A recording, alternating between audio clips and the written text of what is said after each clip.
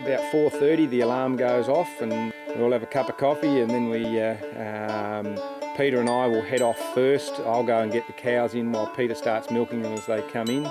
Milking is all controlled by computer. The cows are all ID'd electronically, so we know every cow that comes in and how much milk they give, various other things about their health, and they're fed according to their production. Yeah, then it's breakfast time, and depending on the time of the year, it's either feeding cows for the rest of the day with hay and silage if it's summertime, or if it's winter time, it's checking stock, checking fences, particularly if there's been storms, that type of thing, and doing whatever work. So, and then it's usually just about time for milking again in the afternoon, so the whole process repeats itself.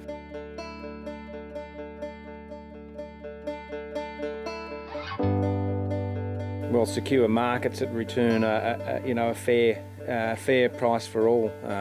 We've got to make money, but so have the manufacturers. They've got to be profitable as well. Otherwise, they obviously can never pass on a decent price to us, and we can never have that sort of security that we need with a company that we know that can move forward and move into new products all of the time, and that's what we really need.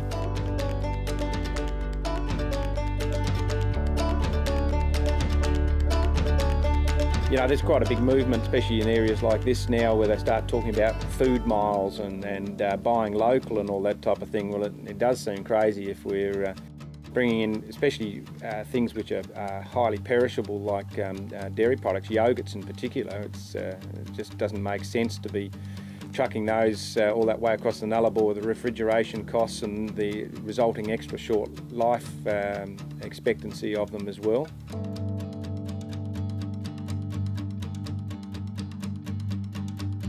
We'll complain about the weather, and we'll complain about this, and we'll complain about that, but perhaps complaining is not the right word. We need to be loud and proud and out there a bit more.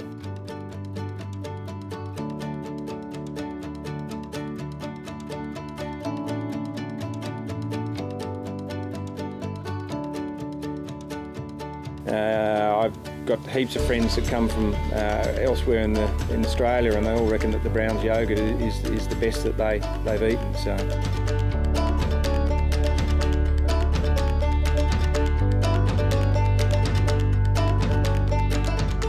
Well, I suppose I'd say to them that when they're going to purchase fresh dairy products for their family, just spare a thought for my family and what we have to go through in order to produce that high quality food on a daily basis every day of every year.